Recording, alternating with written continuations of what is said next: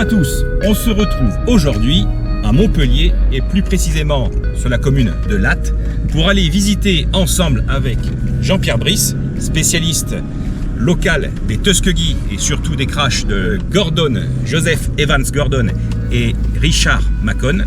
Donc il va nous faire découvrir un petit peu les sites de crash, les endroits où il y avait les fortifications de flak qui ont abattu ces appareils et surtout l'objectif de cette mission de nos deux Tuskegee, c'est-à-dire une station radar qui s'appelait la station Moultir. Voilà. Donc voici un petit peu le programme du jour.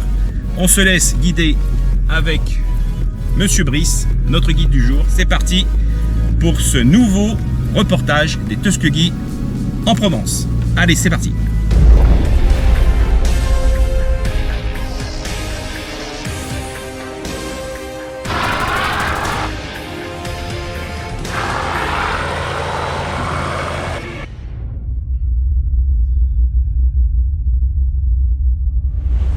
Nous voici de retour pour ce troisième épisode des Tuskegee durant le débarquement de Provence. Il est 7h30, quelque part au-dessus de la Méditerranée, et notre flight se dirige vers leur objectif du jour, baigné par cette très belle lueur matinale. Nos 64 appareils ayant décollé de la base aérienne de Ramitelli en Italie, en direction aujourd'hui des côtes provençales, viennent tout juste de se séparer en 4 groupes de 16 Mustangs. Ceux-ci ont à charge d'attaquer les stations radars côtières pour sécuriser le futur débarquement à venir le 15 août.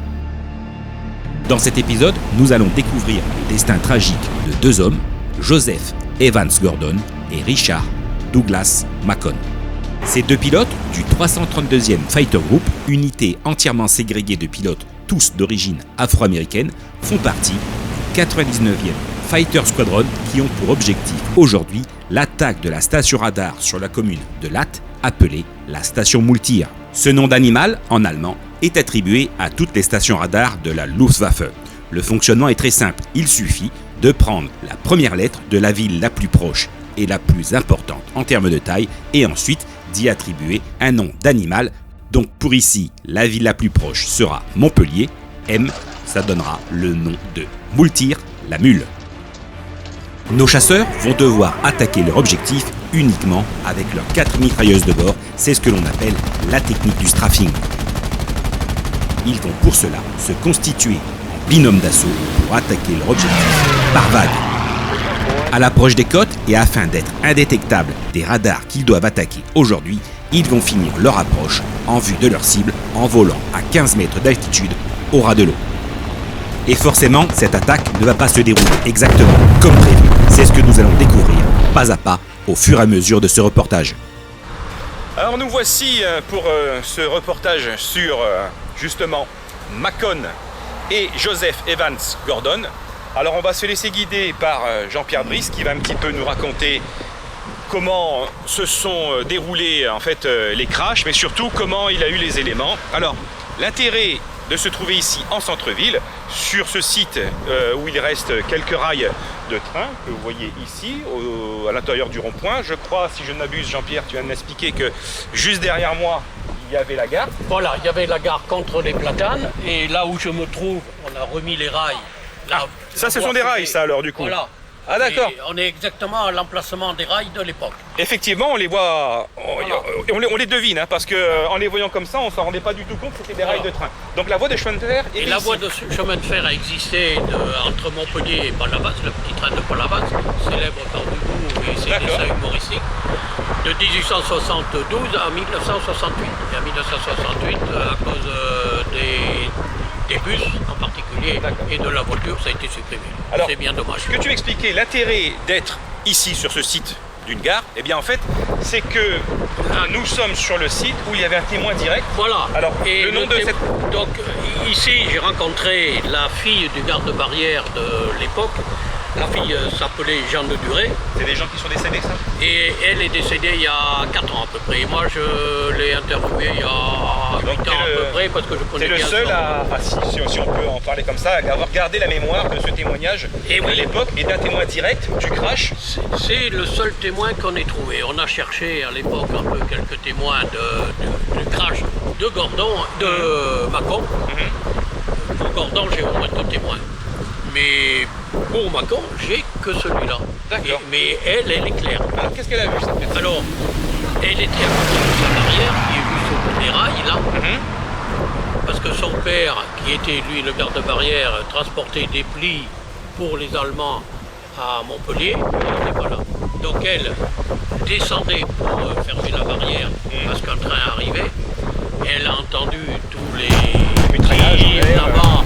l'attaque. Et c'est tout près, hein, derrière le mât de poste, c'est tout derrière. Et il faut bien se dire qu'à l'époque ici, il n'y avait rien, aucune maison, rien du tout. D'accord. La seule qui a existé, c'est celle-là. Ça c'est quoi en fait comme je vous la montre? Un mât de Forton qui existe depuis 1800 à peu près. Derrière, il y a l'église qui elle est du XIIe siècle.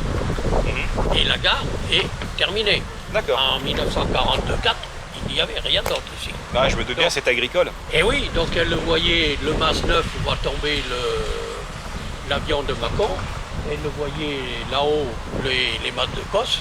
Elle a vu le combat aérien donc. Donc elle a vu le combat aérien, elle a entendu au moins et tout. Et elle a suivi donc l'avion de... Elle n'a pas de souvenir du parachute par contre. D'accord. Bon, mais elle a vu l'avion de Mâcon en fait voilà, directement sur le percuté. Ah ouais, tombé sur le Mas 9. Mais bon, après ils sont allés voir parce que d'ici elle était peut-être pas sûre que c'était un Mas 9. Et après évidemment ils sont allés voir et puis ils ont bien vu que l'avion était tombé sur le Mas 9. D'accord. On Bon. ira le voir là. Eh ben, écoutez, très belle découverte déjà pour ce premier site. Et ensuite on va se déplacer, on va aller du coup sur... qu'est-ce que tu nous proposes? Ouais, dans l'ordre, le blocos. Le blocos, voilà, qui était en fait le système défensif voilà, il y avait 4 allemand. blocos, donc on va avoir un parce qu'il est ouvert. Et puis après on monte sur la colline pour voir où était. Donc on ira voir le site où Mâcon est tombé, Oui, et on ira voir également le site de Gordon. Et on ira voir le site de Gordon et là pareil, là j'ai des témoins. D'accord. Bon voilà, voilà un petit peu ce qui nous a fait nous arrêter ici au centre-ville de Latte, car en fait, eh bien, comme Jean-Pierre nous l'a expliqué, c'était l'endroit où un témoin direct a vu le crash de Mâcon qui est tombé justement donc sur un petit bâtiment. Mais on va vous raconter ça juste après. Allez, c'est parti, on continue notre visite. La station radar de Latte était tenue par des militaires de la Luftwaffe, tout comme pour l'épisode précédent concernant la base radar de Cap Couronne. Cette station radar est couplée avec une autre composante de la Wehrmacht. Il s'agira ici une fois de plus de la Heer, qui était en fait l'armée de terre allemande qui tenait la position d'artillerie creusée à même la colline qui supporte la station radar positionnée sur son sommet. Ce sera également sur ce site le 338e régiment d'infanterie que l'on retrouve, et plus précisément à Latte, le 2e bataillon du 757e régiment de grenadiers dirigé par le major Müller, et c'est sur ce site d'artillerie que nous nous dirigeons immédiatement afin de continuer notre visite.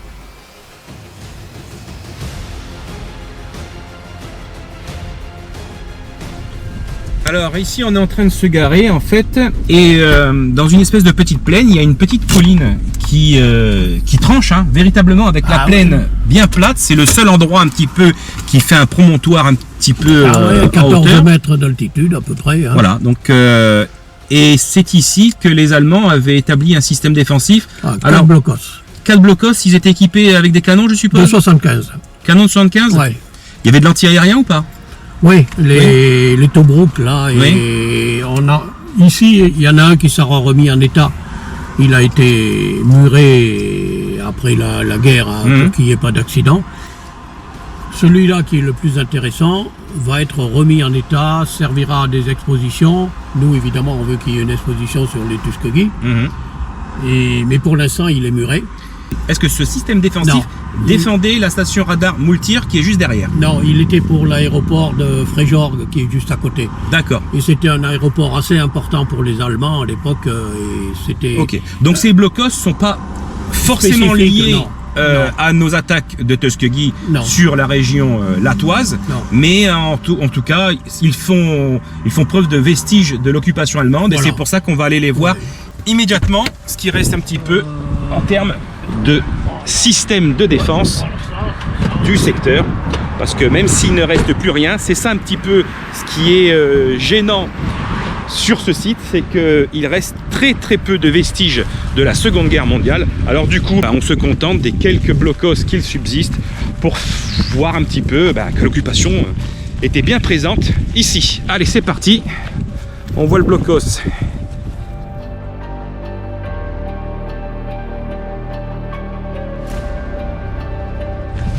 Alors Jean-Pierre, voici donc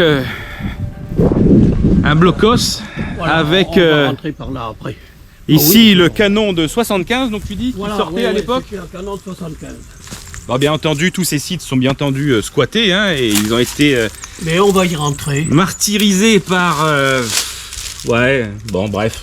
Je m'étendrai pas sur le sujet des jeunes, des toxicos, je ne sais quoi. C'est un petit peu le malheur de tous les blocos en France. Regardez un petit peu.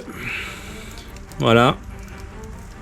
Et on va donc l'embase de 75 était ici. Oui, voilà, on voit les freins du 75. Juste derrière, il y avait les dépôts de munitions.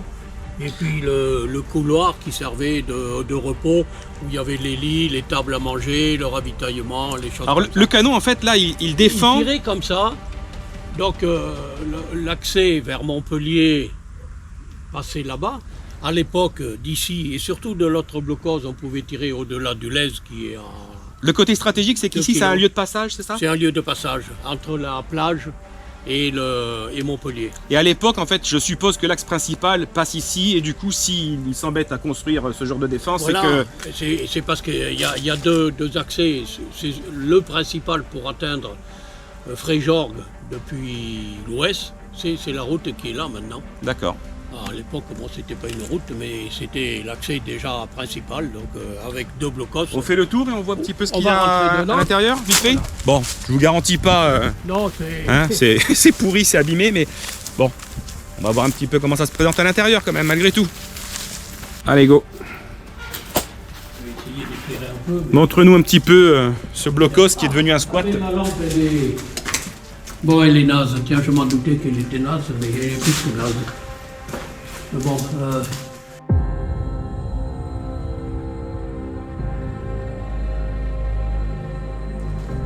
il y avait un truc pour les fils électriques, en particulier,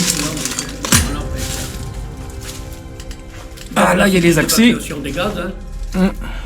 Avec, effectivement, voilà, et là, un système de ventilation. Les gaz du canon arrivaient jusque là, étaient évacués. Ici, là, ça a mené au Tobruk. Ah, il y a un Tobruk de défense juste là? Il y en avait un, il n'y a plus rien là maintenant. D'accord. Alors que sur notre blocos, le Tobruk existe encore, il a été ouvert. Donc ici, on avait des munitions de chaque côté. Ah, ça, ce sont les niches à munitions, ça? Voilà, les deux côtés, là, c'est les niches à munitions. C'est profond ou pas, non? C'est juste... Non, mais enfin, ça permettait quand même, t'as vu, de mettre pas mal de munitions. Ouais, tu mets une cinquantaine d'obus, un truc comme ça? Ouais, c'est... Ok. C'est malheureux quand même, hein, que...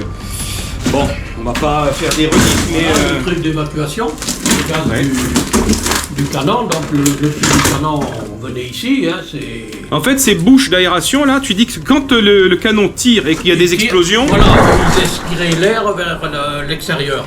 Ouais, j'y ai pas pensé, je pensais effectivement, ouais. Et oui, parce qu'au bout d'un moment, ils auraient pu asphyxier ici, hein. D'accord. Donc voici la partie, hop, ouais, où sortez. À l'époque, il n'y avait pas cette végétation, il n'y avait pas de maison, donc on voyait beaucoup plus loin. Et ils ont quand même un beau point de vue là. Hein. Ah ouais, et l'autre est plus haut, donc le point de vue de l'autre est beaucoup mieux, mais on ne peut pas rentrer dans l'autre. Bon bah voilà. Bon, c'est sûr que... Ah mais ils m'ont laissé ça, j'avais mis ça pour les élèves la dernière fois, ils m'ont laissé. Ça a le mérite quand même d'exister. Oui, c'est ça, c'est... Voilà, là il y a des anneaux au plafond, c'est pour... les munitions. Donc il y avait un système de... je sais pas s'il y a un autre anneau là. Donc ils accrochaient les obus, et l'obus était transporté par un système de... Enfin Oui, de palan ouais. ou de ouais. Pour passer les obus. Ok. Bon, bah écoutez, intéressant. Voici un petit peu pour ce côté vestige et système défensif allemand. Et puis on va se déplacer. Qu'est-ce que tu me proposes comme site suivant?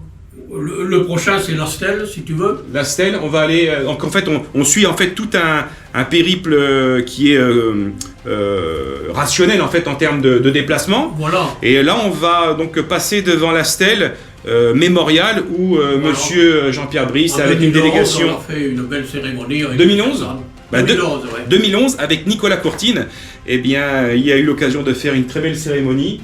Avec Jefferson.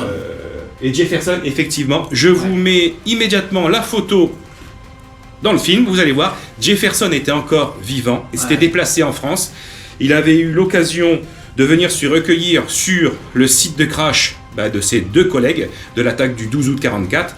Alexander Jefferson, que l'on découvrira plus en détail dans l'épisode consacré à l'attaque de la station radar de Carqueiranne, avait fait le déplacement, comme je vous l'ai dit, en France en 2011 pour venir assister à des commémorations concernant les attaques et se recueillir également sur les monuments aux morts érigés en l'honneur de ces frères d'armes qui ont perdu la vie lors de ces missions.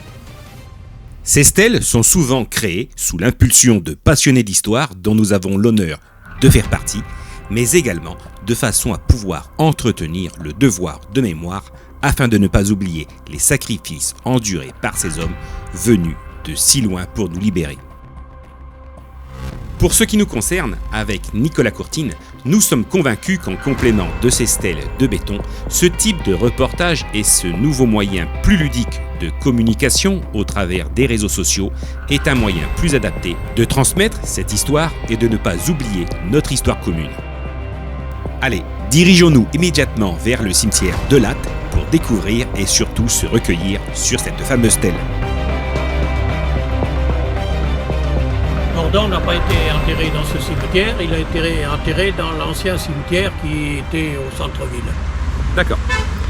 Donc là, actuellement, eh bien, comme vous venez de le voir, je viens de filmer la plaque d'entrée du cimetière de Latte.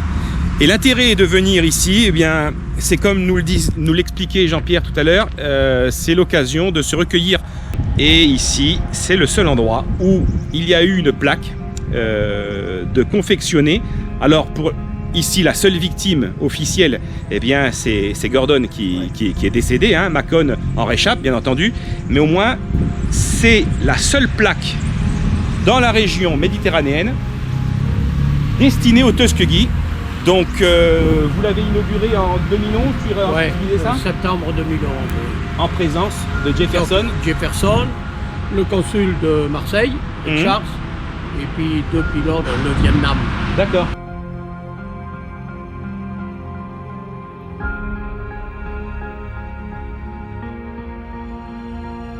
Voilà nos 2 pilotes.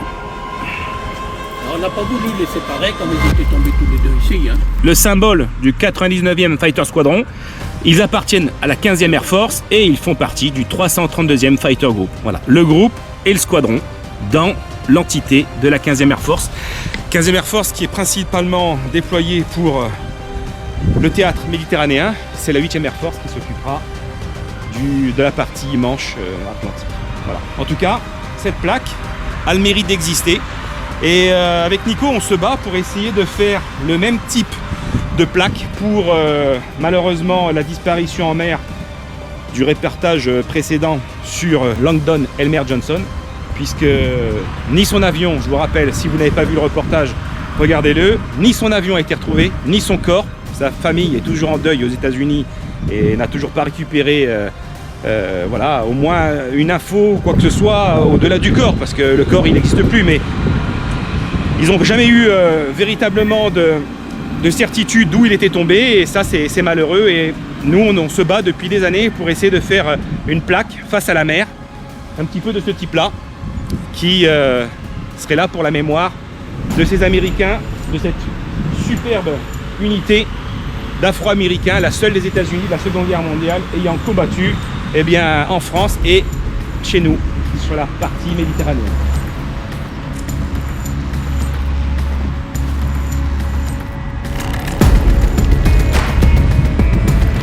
Allez Jean-Pierre, maintenant tu nous diriges vers où? Sur le site des radars. Le site des radars, voilà. On va sur la station radar Moultir. C'est parti. Donc apparemment ce serait plus qu'un champ de vigne, parce que comme je vous l'ai dit, hein, tout a été nettoyé, il ne reste plus rien. Allez, go!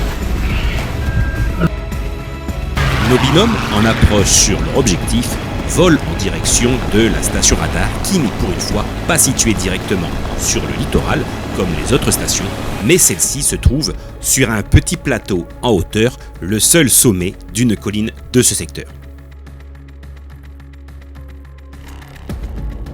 Nos appareils remontent en suivant le relief et à la dernière minute, ils prennent suffisamment d'altitude pour attaquer en piqué les radars qu'ils viennent de cibler dans leurs organes de visée.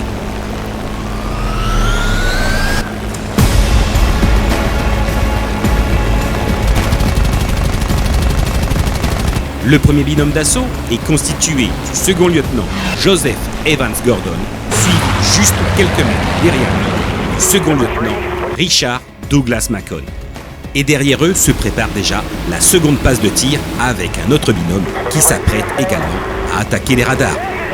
Témoin directement d'une scène tragique qui se passe devant lui, le first lieutenant Shelby Westbrook nous raconte son histoire. La station radar Moultir était très fortement défendue avec 6 canons anti-aériens de 20 mm modèle Flak 38. Ceux-ci ont repéré et surtout correctement ciblé les 2 avions de tête de Gordon et de Macon, et à partir de cet instant, 2 théories s'affrontent, bien que cela ne changera absolument pas la finalité tragique de cette histoire. Les obus de 20 mm vont cribler les 2 premiers avions de tête de cet assaut, créant inévitablement leur perte. Néanmoins, il serait mentionné dans un relevé de gendarmerie détenu au service historique de la Défense à Vincennes que l'un des 2 appareils touchés par la flaque aurait malencontreusement percuté le second, ce qui provoquera, quoi qu'il en soit, la même fin tragique. Mais ce document ne nous ayant toujours pas été communiqué par les autorités compétentes, nous continuerons donc à utiliser le conditionnel sur cette théorie. Allez, là on est en train de se garer. Eh bien écoutez, on est actuellement sur une station radar. La station, je vous l'ai répété tout à l'heure, Moultir, et c'est impressionnant de voir qu'il ne reste absolument rien de rien. On a 2 Würzburg, 2 Freya. Comment une station radar défendue avec une flaque, souvent une flaque 38 équipée de canons de 20 mm. On a bien entendu automatiquement un blocos d'analyse des données en fait récupérées par les radars. On a souvent des Tobruk défensifs, on a des tranchées défensives. Comment tout ce système défensif a pu disparaître? Il ne reste rien du tout. Donc après-guerre, les cultivateurs qui ont repris possession du terrain, eh bien, ils ont dû déjà s'embêter à faire disparaître ça. Et là, on n'a plus du tout aucune conscience qu'il y avait une station radar ici. C'est impressionnant. Allez, on va visiter un petit peu cela.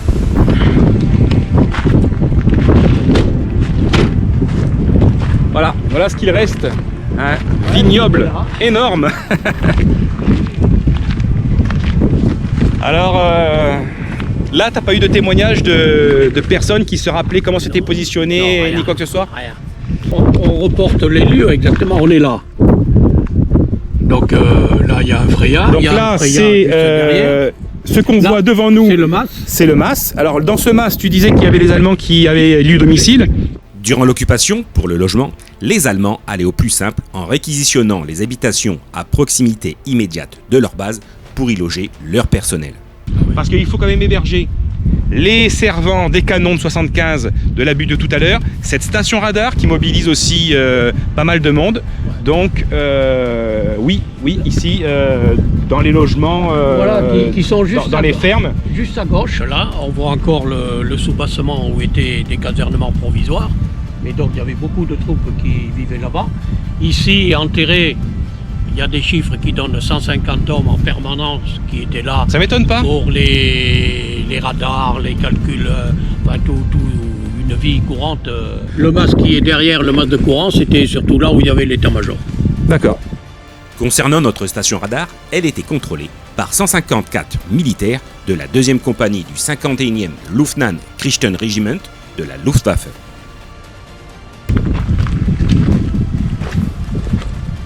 Je vois là-bas, il y a une tour de contrôle, il reste un aéroport ou pas? C'est l'aéroport de Fréjorg. D'accord. Il était vachement bien placé là. Donc on pouvait pas.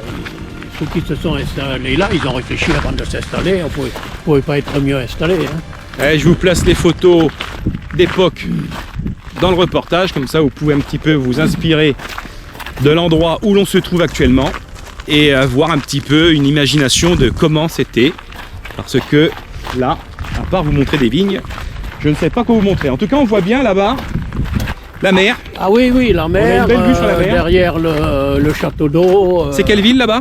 Palavas. Palavas. Palavas et Carnon, là. Et la grande montée derrière. Donc c'est le bord de mer, là, on est vraiment en bord de mer.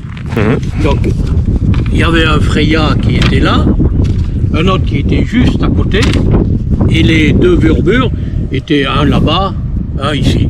Donc on est en plein au milieu des 4 radars de défense. Hein, Voici notre position. voilà, on est là. Ça c'est notre position. Là, au milieu de tout ça. Au milieu des radars, là on en a 2 derrière, 2 devant. Alors, malgré souvent une flaque légère avec de la flaque 38 qui protège tous les centres de détection radar, il y a malgré tout ici sur cette zone une flaque plus lourde de 88. Ouais. Et je vais vous le montrer. De toute façon, j'ai d'autres documents, mais là tu vas nous montrer un petit peu. Voilà, par rapport à l'immeuble où il y a 2 raies jaunes, Voilà, c'est l'immeuble juste avant la haie, dans la vigne, là, avant la haie. dans le champ de vigne, Voilà. juste devant. Et la haie, c'est ça. Mhm. L'immeuble est là, à peu près. Et voilà, la flaque était là. On le sait parce qu'on a les photos des Américains, hein, des photos aériennes de l'époque. Hein, c'est pas moi qui l'invente. Hein, on part de ces photos.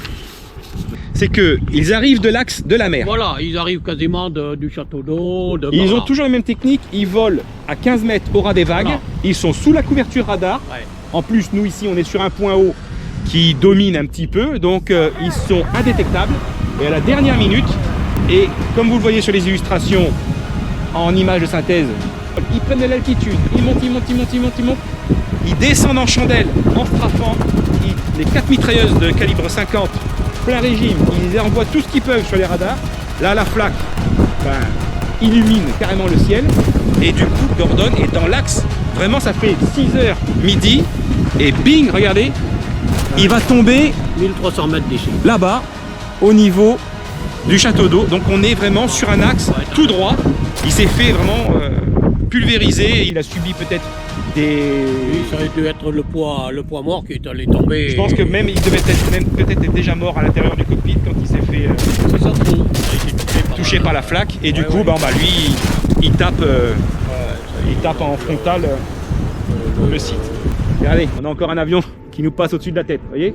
Et ils volent vraiment bas, hein, parce que comme ils sont pas loin de se poser, j'évaluerais qu'ils ne sont même pas à 70 mètres de haut. Donc, ils attaquent. Et si la flaque lourde est juste là, forcément, le lieu d'impact dans le ciel où Macon et Gordon prennent des tirs au but, eh bien, c'est à peu près ici. Et ensuite, eh bien, ils partent fumant. Et toi, tu as le site du crash, on va s'y rendre après. Ouais, ici, mitrailleuse. D'accord. Et 6 canons. 6 canons de 20. 6 canons de 20 mm Donc, flaque. quand ils arrivent là, ça fait quand même. Ah oui, ça fait des dégâts. Macon décrit très bien cette gerbe de feu qu'il a en face de lui. C'est impressionnant, plus que la flaque peut-être là-bas. Ah ben c'est sûr que 6 canons de 20 flaques qui tirent en même temps, plus les canons de 88. Plus les autres là-bas s'ils ont le temps. Bon. Ouais, ils se sont fait descendre comme des pigeons. Il n'a pas eu du tout d'alternative. Alors que Macon, lui, arrive quand même un peu obliqué. Donc le coup au but a été un petit peu moins fatal que Gordon. Oui, sûrement. Et du coup, il a pu un petit peu faire une déclive, comme essayer de repartir direction la mer pour rentrer au pays. Mais de toute façon, dans les témoignages que l'on possède, c'est qu'à ce moment-là, je suppose, à mi-distance, il perd connaissance. Et du coup, comment ils sont dans l'avion. Ah, oh, regardez ça. Ah, il y a du trafic ici. Bon, à l'époque, je ne sais pas ce qu'il y avait comme trafic, mais c'était important. Il y a du trafic aérien et cet avion suit l'axe également qu'ont dû emprunter 80 ans auparavant les Tuskegee. Ouais. Vous voyez? Et je peux vous dire que là, s'il y en avait, bah effectivement, ça fait de suite mouche. Hein. On se déplace Oui, ben on va aller Joseph Evans Gordon fut le premier à être abattu ce jour, car il était le premier sur cet assaut et les Allemands l'attendaient de pied ferme. Il fut très probablement tué sur le coup et n'a pas du tout eu le temps d'infléchir sur sa trajectoire afin de tenter d'éviter les tirs de flak en direction de son appareil. Son avion va ainsi finir sa course à près de 600 km/h en percutant le mas de Kos à tout juste 1 km de cela sur une trajectoire parfaitement rectiligne. Ce mas était en fait une ferme agricole, un vignoble, et nous nous y rendons immédiatement afin de voir ce qu'il en reste. Allez, on continue notre balade et là on est sur un site ô combien symbolique et fort en émotion. On se trouve sur le domaine de Soriech. Soriech. Et c'est ici qu'a fini et qui est mort notre pilote, Joseph Evans Gordon. Malheureusement, avec tous les efforts qu'on a pu déployer avec Nicolas Courtine, au jour où je vous parle, je n'ai toujours pas eu l'occasion de trouver avec Nico. Nous n'avons toujours pas, je devrais dire, réussi à trouver de photos de ce pilote, malheureusement. Et ça nous gêne beaucoup parce qu'on a des illustrations photographiques de tout le monde et il n'y a que lui qui nous résiste. Et c'est ici que Joseph Evans Gordon, après l'attaque de la station radar juste derrière, parce qu'on est à peu près à combien, Jean-Pierre? 1300 mètres, je crois. Voilà, même pas un petit kilomètre. Et bien c'est ici que finit en fait son Mustang. Donc on suppose avec Jean-Pierre qu'il a été abattu quasiment mort instantané au commande de son Mustang, et il finit en fait dans les écrits. Et là, c'est là que l'intérêt de Jean-Pierre est d'avoir eu surtout cette chance de pouvoir discuter avec quelques témoins encore de la scène, parce qu'on avait du mal entre les écrits, les comprendre et en fait la réalité du terrain.